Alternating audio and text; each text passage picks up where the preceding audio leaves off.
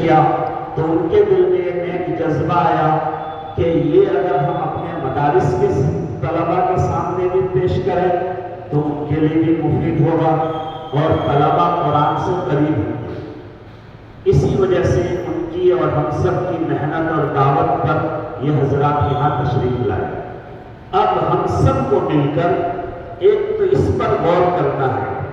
کہ واقعتاً یہ جو اسکول اور عوام کا نصاب ہے یہ ہمارے طلباء کے لیے بھی مفید ہے یا نہیں۔ اگر مفید ہے تو ہم آگے مدارس میں اس کو جاری کریں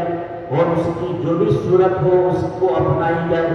حضرت مولانا مشتاق انور صاحب کا بھی سوچنا ہے کہ یہ آخری